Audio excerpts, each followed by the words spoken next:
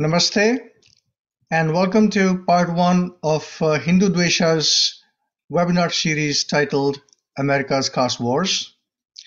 The part one is titled Myth versus Reality. My name is Jay Bansal. I'm currently serving as the Vice President of Education for the World Hindu Council of America, more popularly known as the Vishwa Hindu Parishad of America. Today, I have the pleasant task of introducing our very knowledgeable panelists to you. However, before I do that, I would like to tell you a little bit about what Hindu Dvesha is, what it's about, how it came about, and what it's been doing since its existence. So if you would allow me to share my screen, I have a brief presentation, and then we will turn it over to our panelists for the actual topic itself.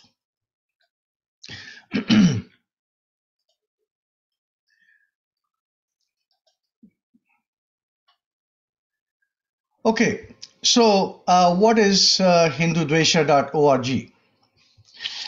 Let me begin by simply noting that Hindu identity is under an attack from a variety of directions. Be it the academia, be it the entertainment industry, the news media, social media, or a variety of organized groups, they're all attacking Hindu identity, Hindu icons, Hindu values, our social structures, and our symbols. Their goal is nothing short of really getting rid of the Hindu identity completely and being absorbed into other traditions. Now, what is our response as a Hindu society? Quite frankly, it is one of I do not know or I do not care or both. The existential threat is all around them. They're quite simply not recognizing it. They just, because I think economically our community is doing relatively well, so they just seem to be enjoying that and actually not have a broader view of the threat to their identity and their tradition altogether. So 2 years ago, some of us got together and we decided we needed to start an educational program on this particular phenomenon. Particularly intended for our own community. Really, we're happy to spread the message to the world at large, but really, we would like to educate our own community about this existential threat. So hindudvesha.org was started at the start of 2021. We started with a series of webinars on a variety of issues associated with this phenomenon, and then we segued into actually writing fairly deeply researched articles on this phenomenon. So, if we were to define what our mission is, we would say it is to explore this systematic phenomenon more popularly called Hinduphobia, through research, analysis, and through educational dialogues like the one we're having tonight, and also to responding variety of situations as they arise. We have two key sponsors, my own organization, the Vishwa Hindu Parishad of America, and Dharma Civilization Foundation. And of course, we've also been supported along the way by generous donations from private donors as well. What's in a name? This phenomenon that we are calling Hindu Dvesha actually goes by a variety of names. Hinduphobia is probably the most common. Hindumesia appears here and there, and of course we decided to pick Hindu Dvesha, which probably is a bit difficult. It doesn't roll off the tongue that easily, but for a variety of reasons we felt it is technically the most correct term for this phenomenon.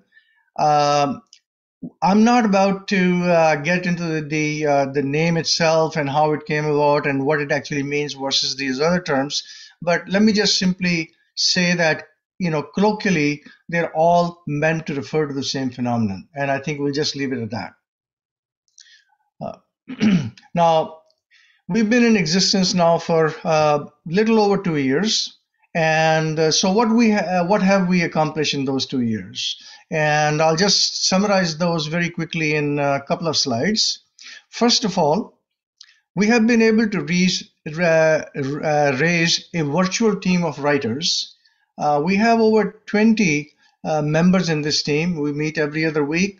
Of course, this is a volunteer team, so different people come with different strengths and different skills. But nevertheless, we have a team of about 20 writers. We have pretty strong online presence. Our website, hindudvesha.org, has been there for about a year and a half now, and we get about 1,000 unique visitors every month, which is still not big, but I think it's growing as a function of time. We have a nascent presence on the social media, Facebook as well as Twitter, and of course we like it to grow with your support as time goes on. During these 2 years, I'm pleased to say that our team has written more than 250 articles. You can visit our website, read them. They try to cover the gamut of the range of issues on this particular subject. We have also held a number of webinars over the last 2 years, and we've held 2 multi-day conferences during this period. One particular aspect of our website and how the articles are organized is this idea of libraries. We have currently 5 libraries resident on our website, and each library is specialized in particular area. For example, we have a whole library of articles and videos and webinars and so on and so forth on this issue of swastik. We also have one on what Islam has done to our society over historically as well as in modern times. We have another one on the role of academia in creating the Hindu-phobic narrative and in propagating it.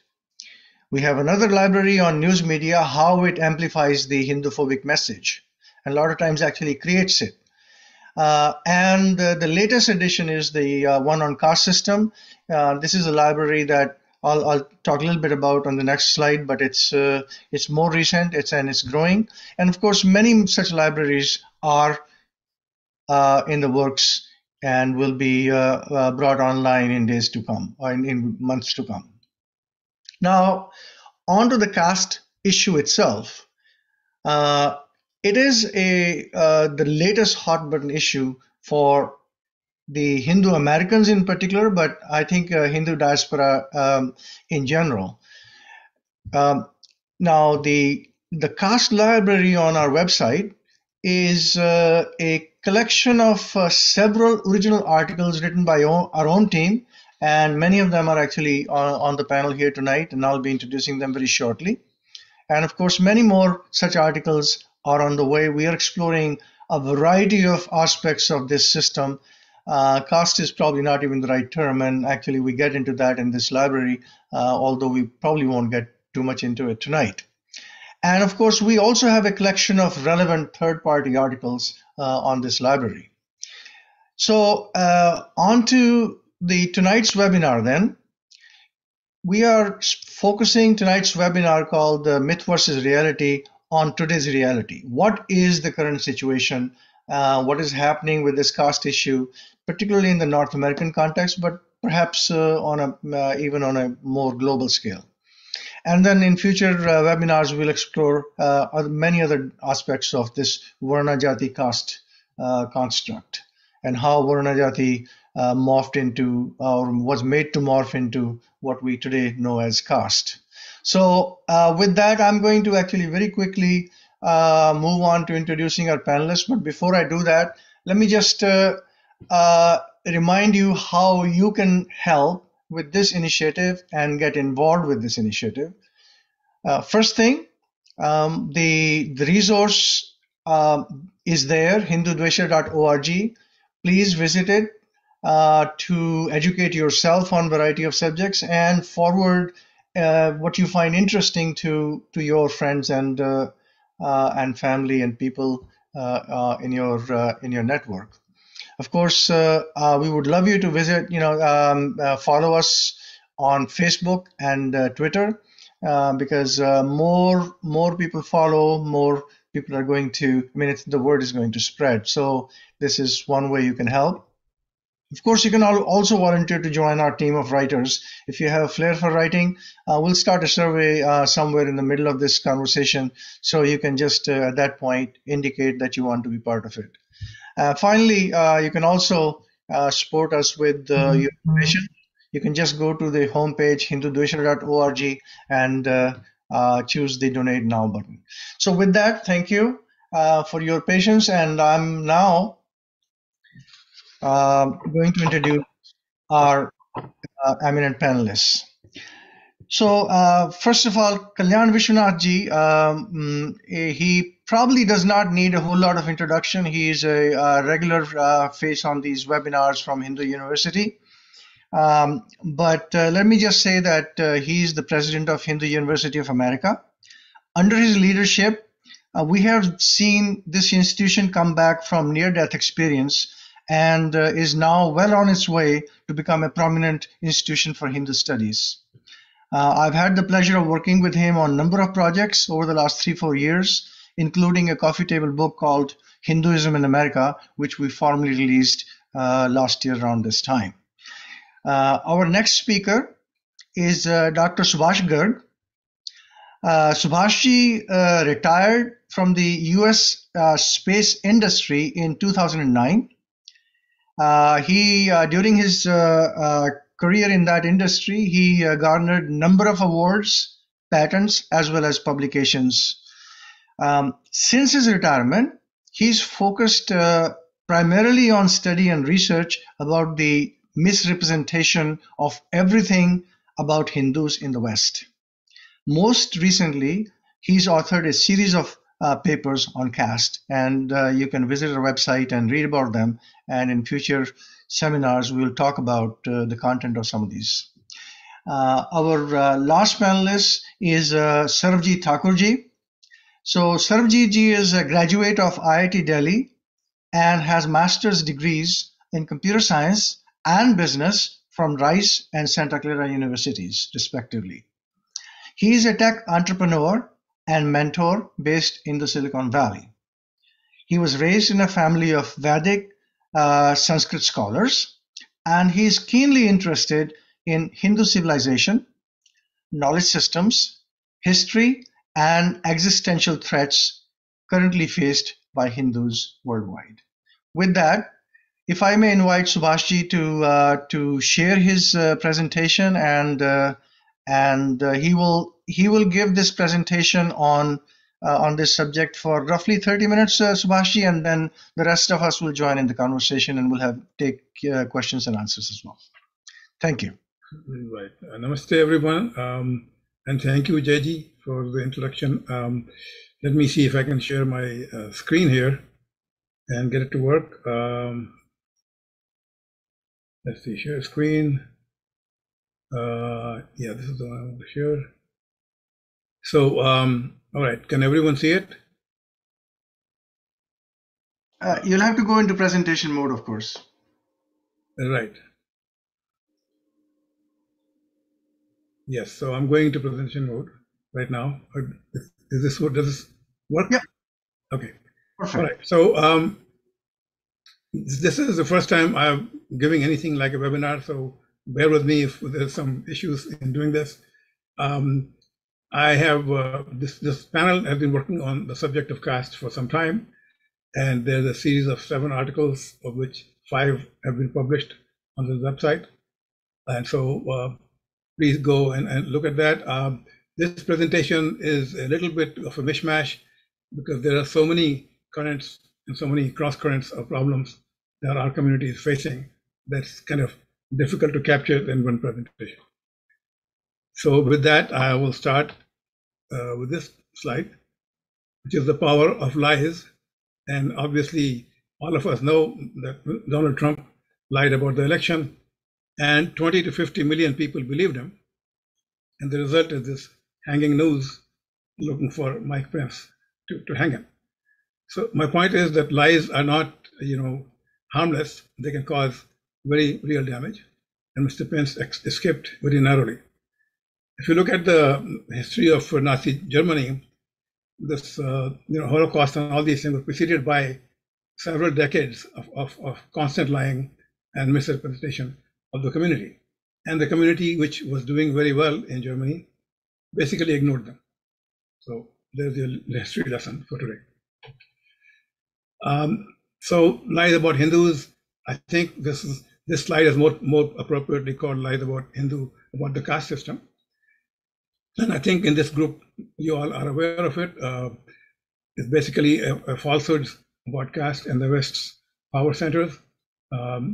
Biggest fallacy being that Brahmins oppress everybody else, and that the four compartments of caste, you cannot go from one to the other. And we know these are all false. Most of all, they say this has not changed for 3,000 years because it's apparently justified in the Vedas, and obviously Vedas are as powerful as the Bible. You can't do anything to change it. And they ignore completely the story of Dalits and other castes in India, which we will talk about a little. Something new that has been added is this diversity, equality, and inclusion industry. We have benefited from the affirmative action programs. But today, inclusion has turned into exclusion. And DEI wants to now exclude the privileged classes, whether you are a WASP engineer or whether you are upper class Hindu. They want to exclude you, and that's what they call inclusion. And so naturally, their belief is the caste privilege is rampant in America. Now, some of these things have been dormant for decades. In the last 4 or 5 years, they've come to the surface because of very successful propaganda by certain organizations. And the caste system itself started as a bunch of lies. And again, I'm sure most of you are aware of this. We are very proud of our jati structure about our social structure because it's plural and respects diversity. And so we were able to, and this is a matter of fact, it's not a claim, we were able to integrate diverse groups into one ecosystem. We were also able to resist brutal campaigns against us. And on the contrary, Europe, and I should add maybe Arab and Turkish areas also to this, they are intolerant, or they were at least when they came to our country, stratified. You could be a lord or a sheikh or a serf/slave, very fundamentalist. They would stone you to death or cut off your hand, and racist. So if you weren't their race, you were scum. So this is their makeup. This is what they brought to our country. And because they had the power, they eventually were able to impose structures, very stratified structures, very unequal structures, such as the caste system and the British caste system. And so, like this picture says, Britain invented caste in India. And the most important part of this is that this is the very last bullet, that they manufactured the vilified Hinduism. So this is a caricature of our scriptures and practices, including the catalog of thousands of castes and 4 or 5 categories, which we are still using. But what passes for Hinduism in the modern secular West? All these universities are now claimed to be secular, Oxford, Harvard, whatever. They have huge endowments, originally religious endowments, but they're all secular.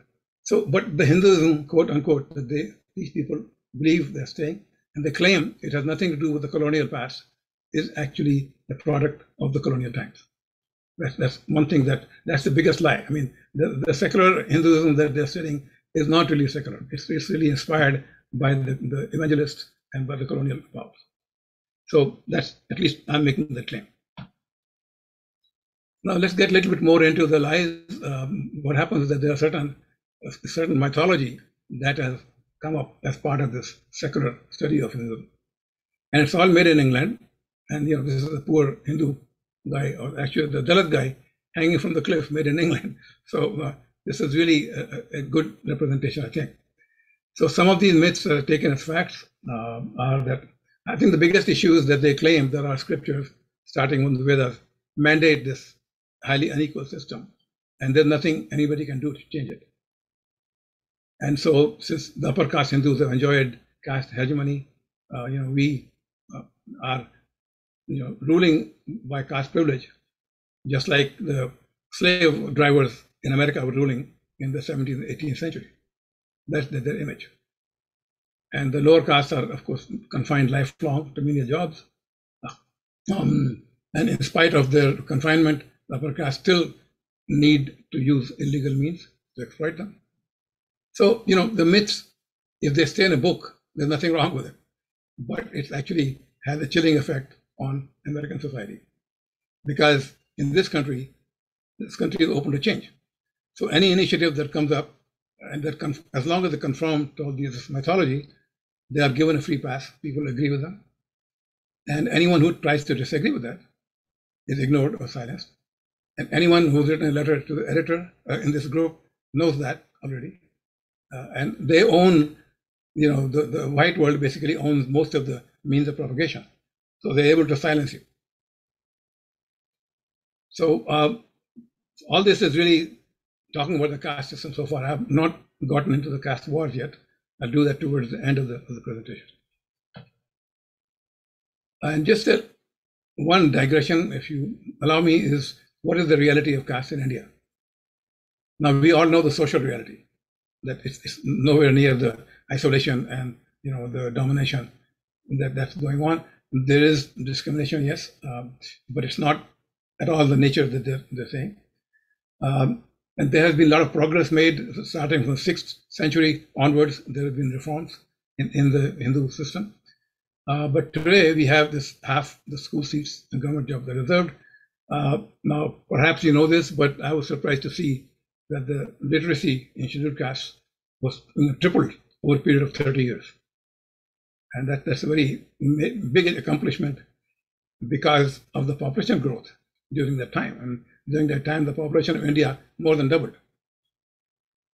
And still, we were able to go to 66% literacy. And that's because of this government program. OBC employees, other backward castes, including certain Muslims, they are now at a population percentage that reflects their actual percentage. And the scheduled caste, SC, OBC students in higher education match the percent of population. And so this is as of 2017. So there has been tremendous progress. And it's very inconvenient. It's an inconvenient truth that the West wants to ignore. People like BBC wants to ignore, but it's there. And there's the will to resolve these issues. There's data available every 5 years on the labor force. There's also a caste and religion census that was done in 2011, 80 years after the previous census in 1931. And an issue in this area, which we all know, is there's an achievement gap because the performance in terms of test scores and grades of the quota candidates is not that great. And that's actually been held up by Supreme Court decision that said the societal merit for the overall society is what's important, and grades are just one criterion. So this is a fact that the test scores are well below the general average, although there's no data on it because it's supposed to be a private, grades are supposed to be private information. So my point on this chart is that regardless of all the propaganda and all the myth making and all the things that have been done, if you look at India as a whole, India is determined to uplift everyone. India is a very progressive country, and it is nothing like the picture that people tell, the authorities in this country. So now we come to the US. What's happening in the US is a lot of propaganda. And this lady you see here, Tanmauzi Soundarajan, she had a story like Ambedkar. Like Ambedkar was denied a lift ride from the Bombay airport to his village because of his caste, and he got mad. And we all have seen the consequences. She had a similar experience, and so she's been a very strong propagandist and activist. But I don't want to point to her just individually. There's a whole movement and supported by all kinds of people like Jayji showed in the slide, there are multiple interests ganging up on us. And this is just one part of it that's relevant to this particular presentation. Now, as you know, they use strong words like apartheid, genocide, slavery, pedophilia. Some of this criticism is Marxist, propaganda is Marxist. But one thing that Soundararajan is very good at is packaging incidents that are in the public domain, but she completely twists them and makes them emotionally horrendous schemes. And this is one example, which I don't have time to go into detail, but this is a Berkeley restaurant person named Lucky Reddy, who was arrested mainly for immigration fraud. And the issue was he himself was also charged with sex crimes, but the trafficking and all those charges were about immigration, not about sex. She makes it sound like it was a sex ring, a pedophilia ring, run by the whole family, including his wife and his sons. And she doesn't say anything in this talk at Stanford, where she mentioned this incident, which I have watched the video, and her tone of voice is very, very conspiratorial, very hush-hush. So it's just an example. It's just an example of how the propagandists are approaching this subject. They're not trying to be rational or fair or just or anything, or even factual. They're just trying to move people emotionally to take some actions that they want them to take. So this is what's going on. One part of this propaganda comes through data. So if you go to fight a war or fight something, you need data. Remember, there were these WMDs in the Iraq war. Without WMD, there could not have been a war, and it turned out to be false. So in this one, I just want to show you that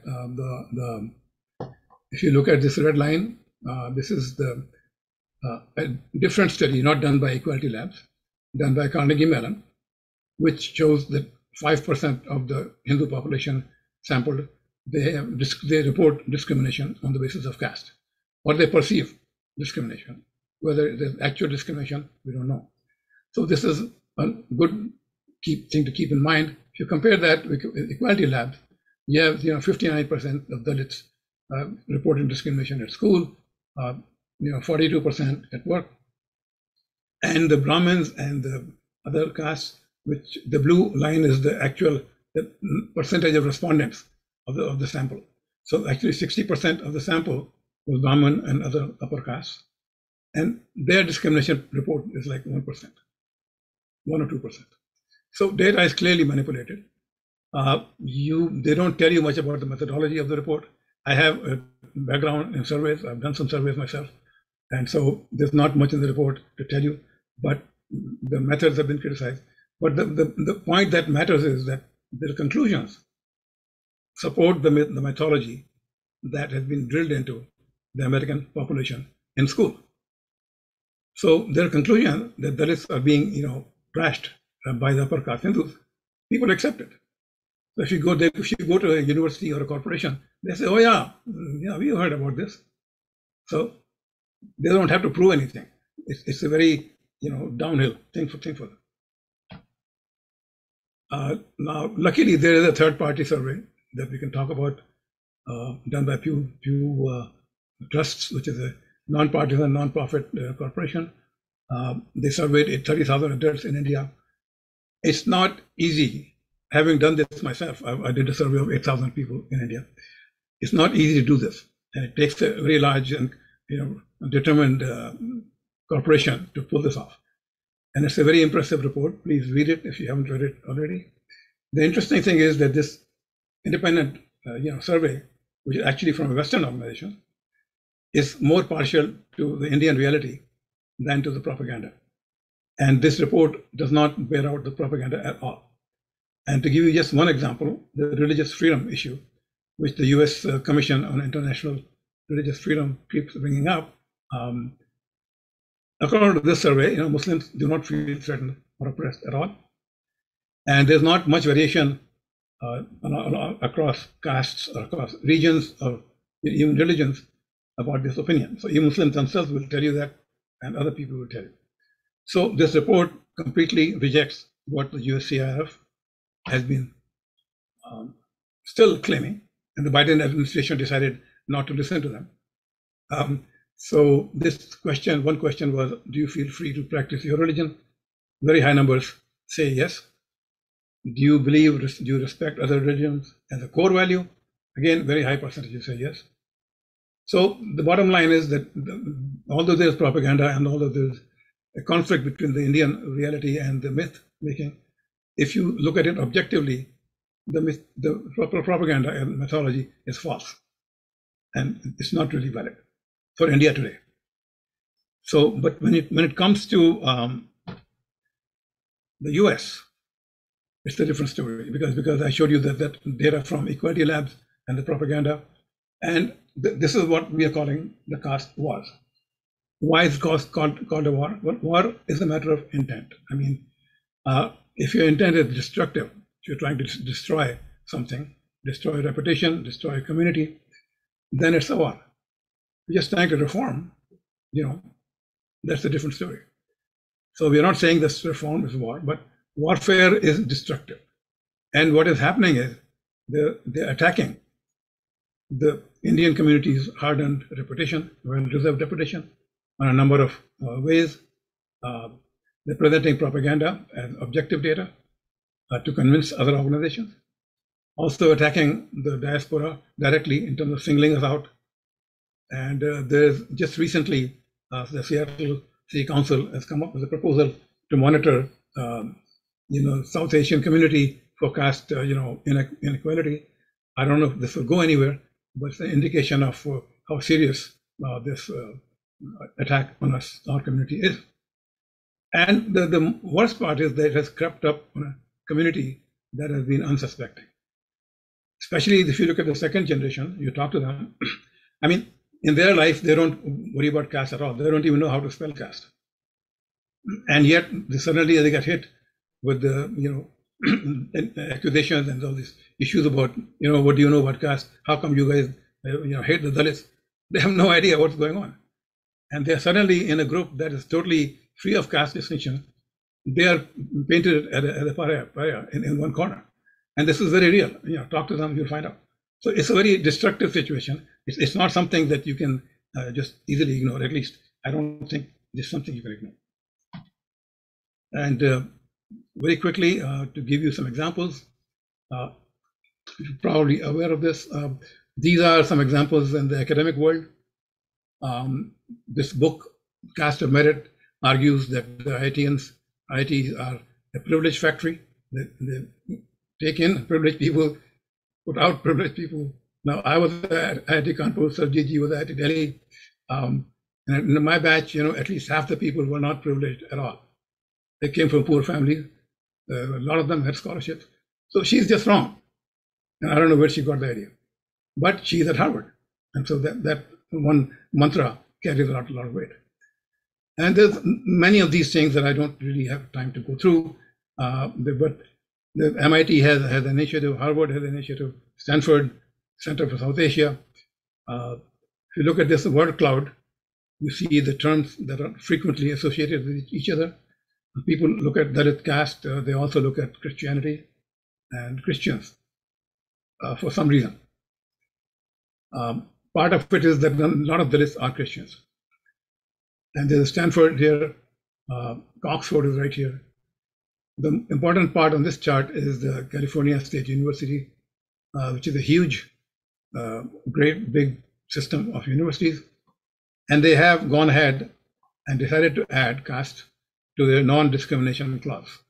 So, in every policy in this country has a Title VII sentence that says discrimination is not allowed on the basis of, gender, race, identity, national origin, all those things. They want to put caste, they have gone ahead and put caste in it. The objection to that is that caste is specifically connected to Hindus, and they're actually pointing to one religion and singling it out. So, going beyond the academic sphere, if you look at corporations, Apple is an example, they have banned caste discrimination. Politics, we're showing Shama Sawant, who was in a class by herself for destructive anti-Hindu politics. And she's brought in a new initiative just recently. The Cisco case that most of you probably have heard about, the Dalit engineer suing Cisco for firing him, according to him, because he's the wrong caste. And the Hindu American Foundation is supporting Cisco, and the state of California is supporting the Dalit engineer in this case. Media, you know all about the media. I just picked this one because it has a good picture, or bad picture from the Atlantic.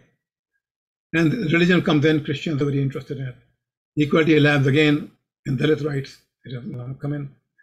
One thing I want to point out on the activism is that Dalit lives matter. It's patterned after Black Lives Matter, which is fine. But number one, their histories and their issues are very different.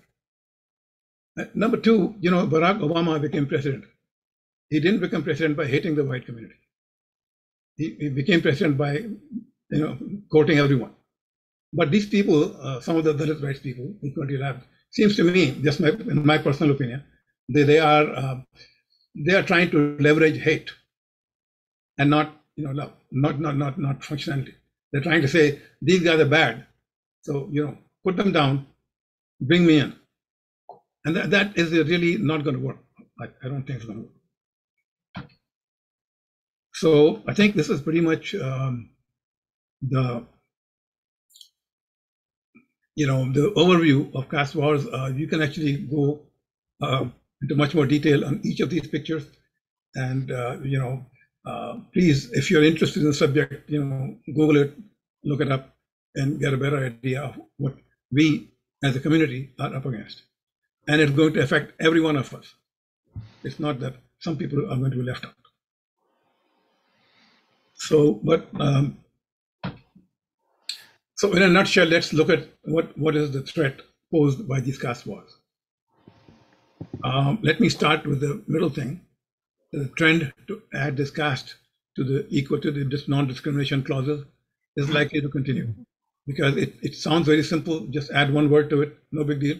But you're actually, there's a Pandora's box that you're opening that no one thinks about right now.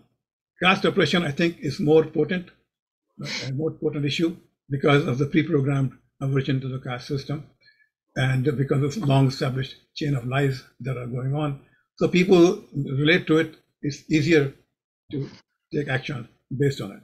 So it's different from the typical WhatsApp forward you get about, Modi ji or Yogi ji or something. Those things don't impact us in this country, and don't impact the Indian election either. They just, BBC documentary is not going to affect Modi's, chances in the election. But this sort of thing will affect us, will affect the next generation and then grandchildren. And if caste becomes a major issue with corporations, they may be reluctant to hire Hindus because of litigation risk. The H-1B engineers will be hurt. The US economy will be hurt because it depends a great deal on the Indian engineers. And there'll be bullying and so forth. So it's the reason we should handle this on a war footing, in my opinion, is because this is a direct threat, and it can happen fairly quickly. Because, for example, if the Seattle City Council decides to put a special monitoring body for South Asians because of caste, and every school will have little classes on this. What does it mean? Why are you doing it? Why is caste here? And then you will see very quickly, if Ms. Sawant had their way, very quickly you'll see your grandkids in the Seattle area suffering the consequences. So it's not something academic. How do you fight back? I think the script is the same for no matter what the issue is. You petition organizations that are doing this. You take action against activists. You engage the political process. But in this case, the most important thing to do is to get a real professional survey of caste issues in this country, because there does not exist any report that does that. The Equality Labs report that passes for a report is really just propaganda. So this, I believe something is happening along these lines. I don't know what, but it's very important. So I think that's pretty much coming to closing the seminar. these caste, which used to be just an academic issue, has become a weapon. It's being used to divide our community, being used to create policies that are not in our best interest. And it's happening mainly, partly because racial theories in this country, like critical race theory and the 1619 project and all that, they have made this inequality, social inequality, a paying proposition. I mean, people can get PhDs in it, people can get jobs in it, politicians can make careers in it. So, and that theory, the whole set is being brought into caste now. And India has massive efforts to raise caste inequality, are invisible, although they're pretty easy to see, but nobody wants to see them. And we say education and counteractivism needed to combat the power of lies. I think most of these words came from Sarojit Ji, and I like them. So the activism is being fueled by everybody, like academia and media. We've seen that before. So this would jeopardize our future. There's a couple of things I want to point out here. One is this concept of ethnocide. And the way I understand that is that it's not killing you off physically, but killing off your culture and your religion. And starting with Macaulay, a long time ago, they've been doing this. And Macaulay's system was very successful in India, in British India. People are now waking up. But in these countries, in the Western world, they would rather not have people who worship idols and worship cows and don't cut them. So, I mean, from the religious establishment, which is very powerful, there's a strong incentive. There's a lot of cultural incentive. So probably the long-term risk and the long-term objective is to kill off Hindu culture and Hindu religion and converting us all internally by reprogramming our brains. I mean, it sounds very sinister and I can't prove it, but it makes sense to me. The second thing I want to mention is this Santa Clara County. This was a great example. This county is Silicon Valley. So all the software companies from Apple to Zoom, are here. And it's mostly run powered by South Asians. So somebody went to the county and said, bar discrimination on the basis of caste in the entire county. And our community was successful in changing the county's mind. There were a number of hearings and presentations, and I put in something too. And this is the sort of success story that can be repeated in other parts of the country, including Seattle, if the community comes together and acts in a proper way. So hopefully this will happen going forward. So I will close this with this little cartoon where this guy goes to a world with their two sons. In our world, there are two Hinduisms. There's one Hinduism that I put in quote unquote, that's the Western view of it. That's a closed system. That's like they were studying Hindus like Mary Leakey and was studying apes in the African jungle. These guys were studying Hindus. And they didn't expect Hindus to actually speak up.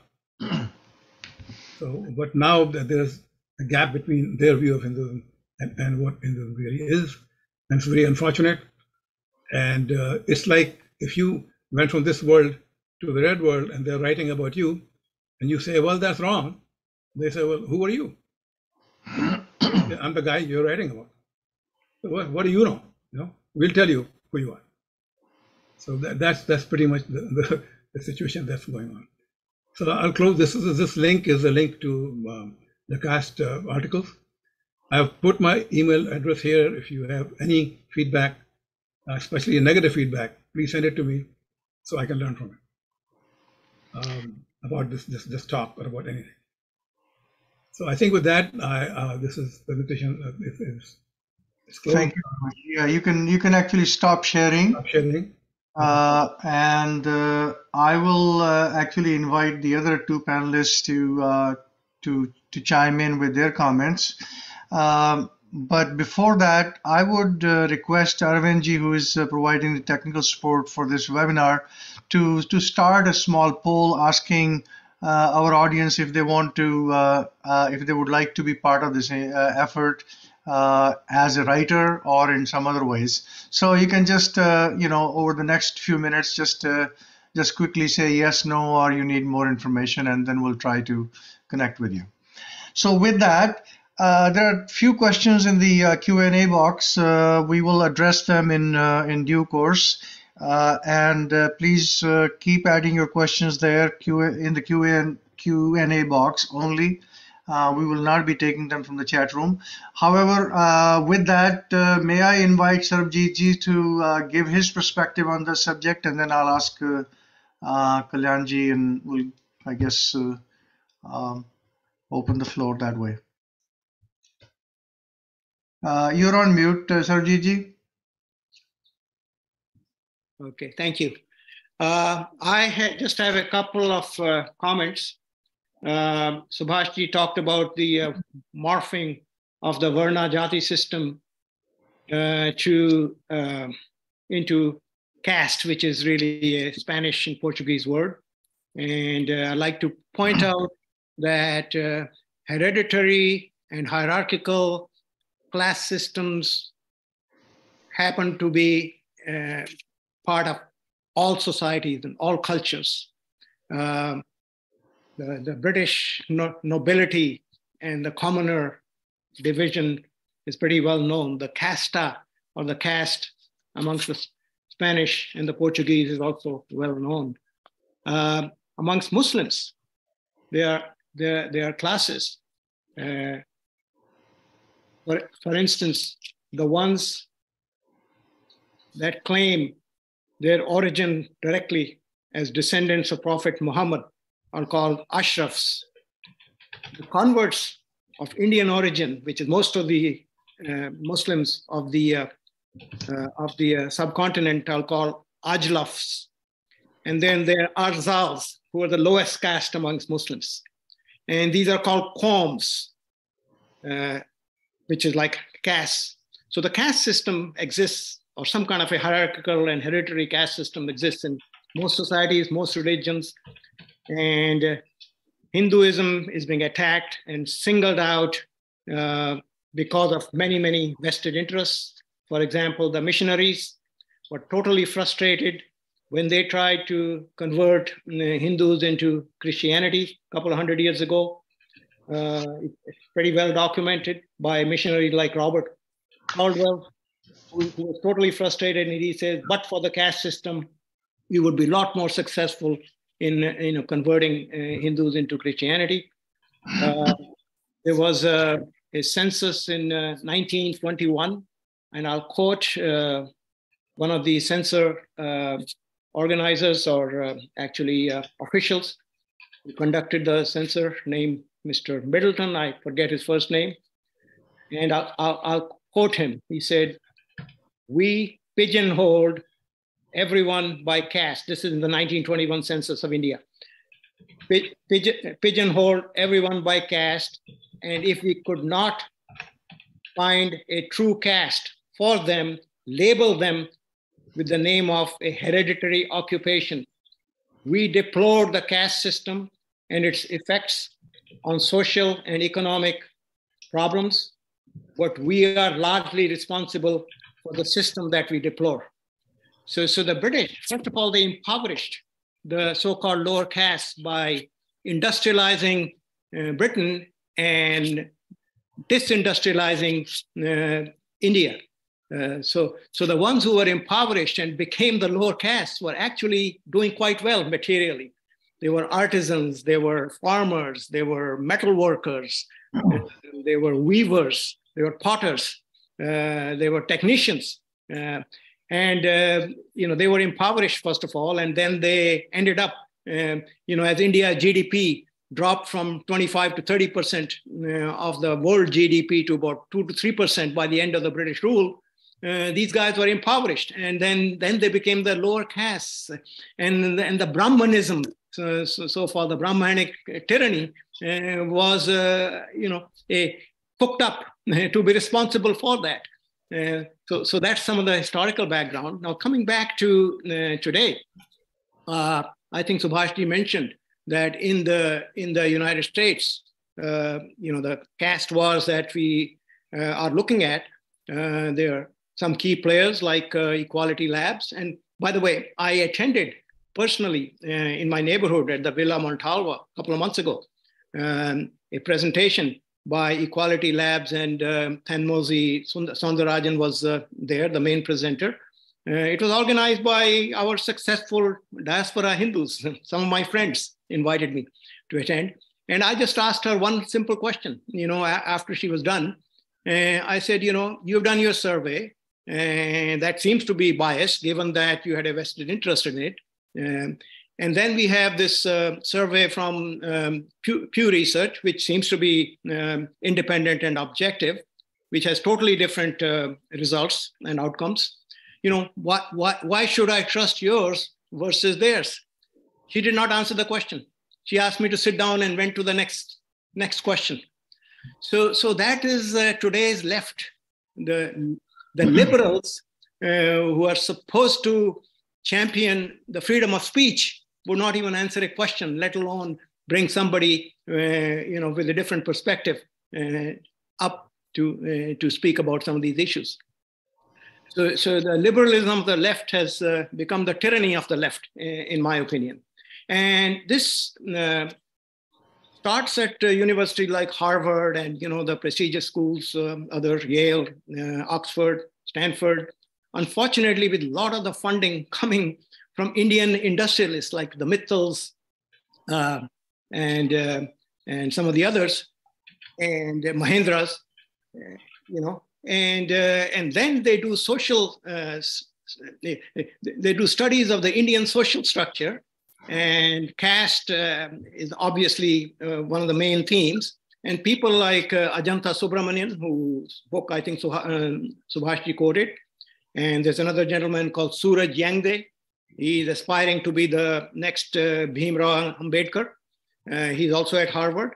So they are the ones who are funded by the Indian billionaires themselves, and the funding goes into creating, critical race theory and critical caste theory and critical Dalit theory and attacking India. And then, of course, the Indian equivalent of the liberal academia, Ashoka University, Kriya University, and so forth, they join the band, and it propagates back in India.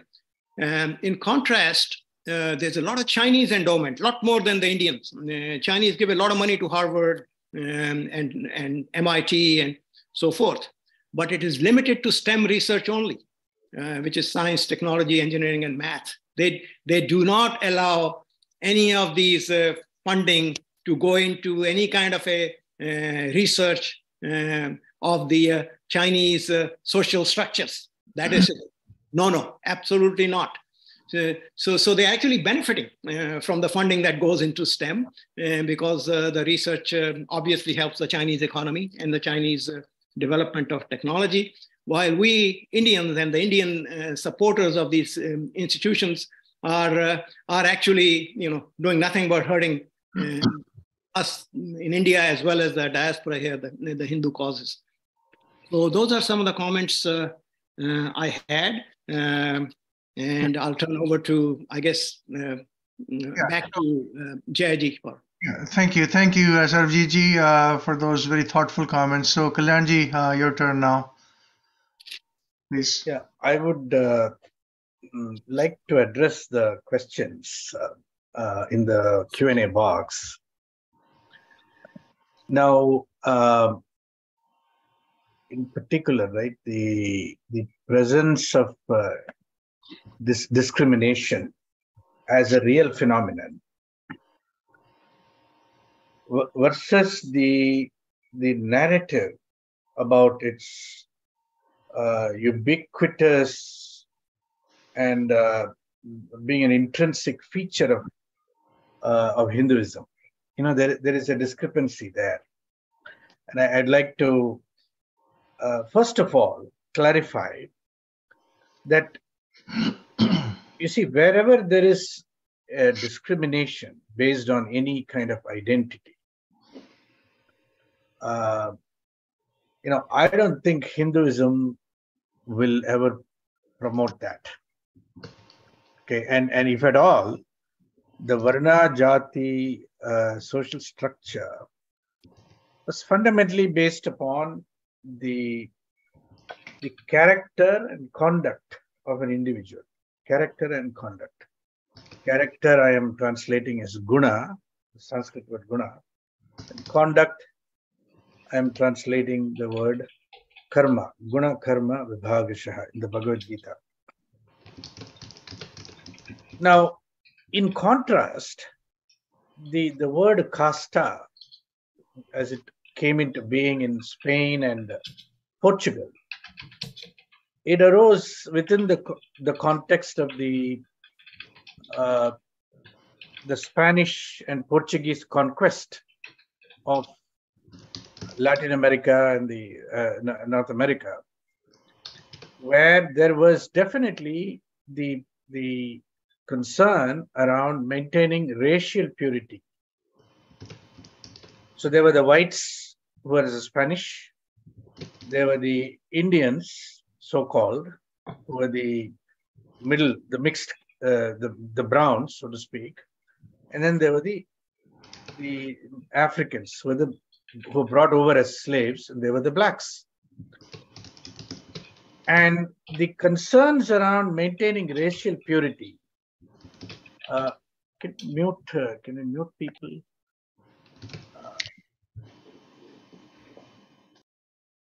Yeah. The concerns around maintaining racial purity, primarily racially based, is what generated the Portuguese and Spanish Sistema de Casta. There's a whole hierarchy of finely enumerated castas that came into being during the encounter of Europe with the Americas. And the Varna Jati system in India, the social structure in India, was then overlaid with the terminology of casta. And this specifically creates enormous distortion in our own our own understanding of our social order. And this is one of the challenges. The way the challenge manifests itself is in the form of this question: are we denying the presence of discrimination in Hindu society? Right? Are you whitewashing it? Are we pretending that discrimination doesn't exist in Hindu society? It's very important to get to the root of this question. The first answer is no, we're not. And in fact, where there is discrimination, it is very important to take the appropriate level of corrective measures, corrective actions, corrective policies to mitigate it, to address it, to reduce the impact of such discrimination, etc. And that is largely being done in India. Much more so in India, and obviously much less in the United States, because the problem is just not as severe in the US. However, the idea that Hinduism intrinsically promotes discrimination, that it is philosophically discriminatory, is what is the lie that Subhashji was speaking about, is the propaganda that we fall victim to, and we all believe that discrimination is somehow a feature of Hinduism. I'll give you an analogy. Okay, one of the ways of understanding this is in the following way. We all know now, and all of us are experiencing this, that the rampant increase in gun-related violence, gun-related deaths, is extremely problematic in US society today. I mean, every day there is a new incident of people being killed randomly for no reason at all, right? Nobody can deny this. Now, suppose we abstract, just look at the data, look at the graph of how gun-related violence has been expanding in the United States of America, and we draw a conclusion from that, saying that, well, the American people are a murderous people. They just murder for each other for no reason at all. Suppose we say that, would that be a valid conclusion or a valid theory about what's happening? It wouldn't. Why? Because we all recognize that the gun-related violence are exceptions, are abnormalities, are they are exceptions to the norm and not the norm. Okay? But if somebody were to sustain a narrative saying that, it is the norm in American society to kill people randomly every day, few people. I mean, statistically speaking, more than 100 people, 120 people are dying every day in America due to gun-related violence, statistically speaking. That is irrefutable. So if you sustain a narrative called it is the norm in American society to kill people randomly with guns and show the data to prove that, we would not be wrong either. Okay, so what am I saying here really, right? There is a narrative and then there is the data. In the case of the caste-based discrimination, the narrative is using exceptions to demonstrate a norm. I hope this is communicating, okay? We use exceptions to demonstrate that this is how Hindu society is in its entirety. And because we are not able to distinguish exceptions from the norm, we fall prey very easily to the generated narrative about Hindu society being discriminatory in its design. And I think this is a matter that needs a very nuanced clarification and a proper understanding, which our own society, in most cases, does not have adequately. And therefore, in many cases, we ourselves are confused about the distinction between the reality on the ground and the narrative that we have to constantly deal with. Okay, and I think this is just a simple way of understanding the problem of narrative, the sharp deviation, the dichotomy between reality and the narrative about that reality. And I'll stop here because this needs a lot more clarification, elaboration. Sure. Then we can take some questions. Thank you, Kalyanji. There are a couple of questions in the Q&A box, and I will attempt to answer maybe one or two of them. I think they're sort of together. So the questions are from Sophia Ledo. She's saying she's seen some research indicating that there is a sports link between the Shudras and the Gypsy people. My understanding is, I think at this point, there is little doubt that the so-called Gypsies or the Roma people are of Indian origin. I think there is pretty strong evidence to that. What I have not ever heard of the connection between them and so-called Shudras. My understanding is that during the Islamic period, there was a huge disruption to the Indian society. Families killed without any reason, villages burned, professions destroyed, properties taken, homes burned, and a large section of this, Hindu society, in millions, they had to leave their traditional dwellings and just to save their lives. Many of them, they went into forests to forage from the forest. Many of them left the country. through Afghanistan, eventually into Europe.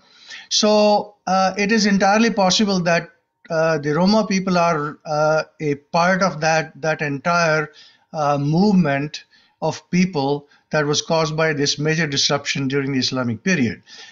So I will leave it at that unless someone wants to chime in with any build on that. There is another question from Sophia ji.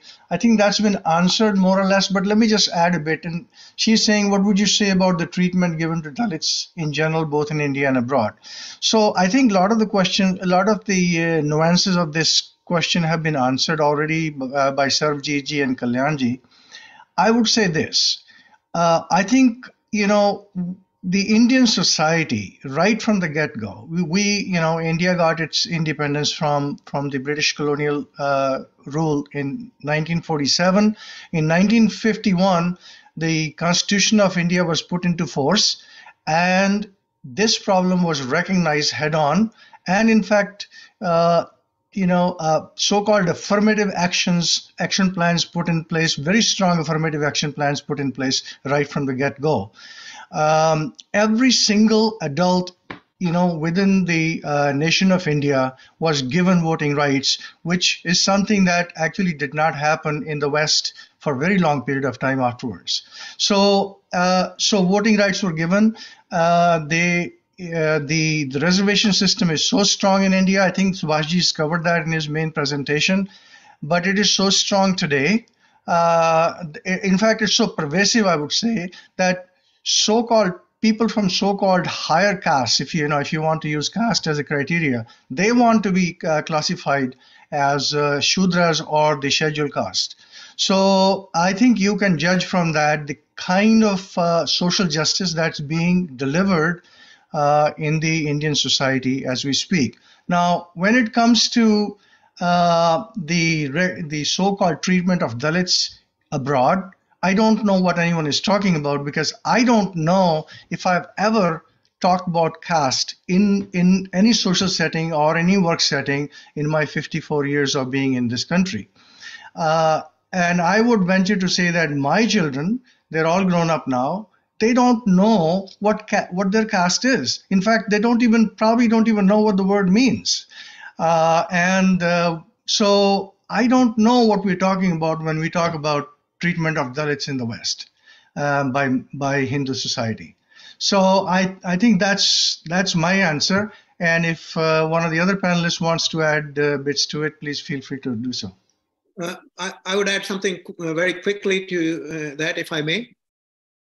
Jayaji, since Jayaji mentioned the reservations in Indian employment as well as education systems and businesses, I know, being from IIT, and so is Subhashji, we are coming under attack right now that the meritocracy at the IITs is being equated to casteism, and the privilege of the upper caste is being pointed out. But the distinction that is not being made is in the opportunity and the outcomes.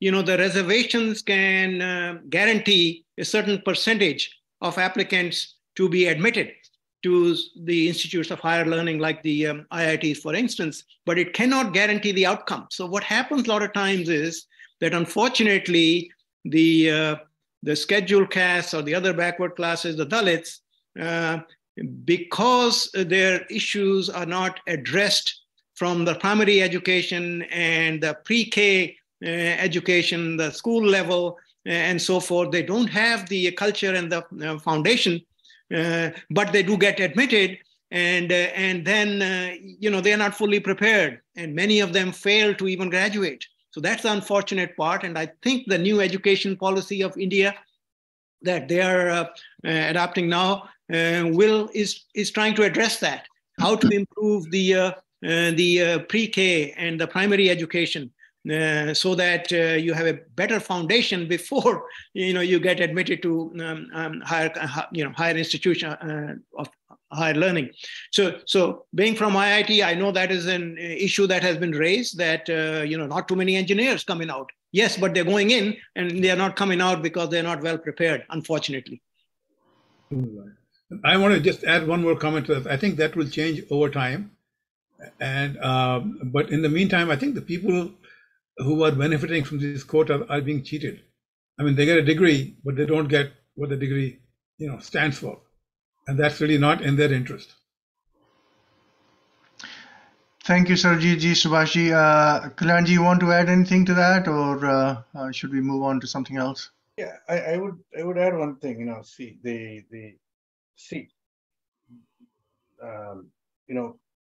When we translate Varna and Jati in Sanskrit into the word caste and its various nuances, backward caste, upper caste, lower caste, forward caste, scheduled tribe, and the entire language structure associated with caste as it got implemented, which, by the way, does not exist in the Hindu text at all, right? What is the nature of the specific distortion that gets introduced? Okay, so I think it's useful to consider that. My proposition is that the Varna Jati structure of Hindu society, it emphasized cooperation, collaboration, coexistence, and the possibility of harmony amongst communities. Okay, the moment that gets translated as caste, it gets overloaded with ideas of oppression, dominance, discrimination, power, privilege, status, and so on, which are not associated with Varna Jati. And to distinguish this, we must do a much more detailed study of the way Varna and Jati is represented. Because now we have, for more than 150, 200 years now, we have been living with this terminology called caste. It is very difficult to penetrate for most of us to get to a point of clarity here. Okay, so this is just, and may I add one more point here? The propaganda around caste-based discrimination is so intense today. It exists mostly in a data-free world. Data-free world in the sense that, there is no, if you start looking for real documented instances of recognized discrimination, there'll be very few in terms of real data. Beyond the cooked-up surveys of, which just want to show that there is tremendous discrimination in the Hindu community already. So I think I'll conclude with those 2 points, Jayji. Okay, thank you. So Padmaji has a comment basically saying that the best strategy is to recruit our children born here to fight the caste battles because ultimately it's going to affect them. I totally agree with you. In fact, we would love to get our next generation involved in all the Hindu issues that they're going to inherit after we pass on. But it's a monumental task, and it's very, very difficult to engage our next generation because they're being taught in the world of wokeism, and they're basically it's just very difficult to connect with them. But we're not losing heart. We continue to make the effort, through our various organizations. So I think we are well past the hour. It's 15 minutes, roughly 15 minutes past. And I think we've had a fairly rich conversation. We've answered most of the questions in the Q&A box. If anyone has any further comments and they want, if someone wants to connect with us, have conversations, please write to us at info@hindudvesha.org. I'll put it in the chat room, and we will try to get to you, as soon as possible. And of course, we always welcome your participation, your volunteering for helping with this project through your writings, sharing your thoughts, and of course, donations never go to waste either. So Thank you so much for your time, for being part of this conversation, and I look forward to seeing you all again next time we meet on this subject. Hopefully in maybe 4 to 6 weeks, something like that. But we'll announce it well in time. So with that, thank you once again, and we shall close with that.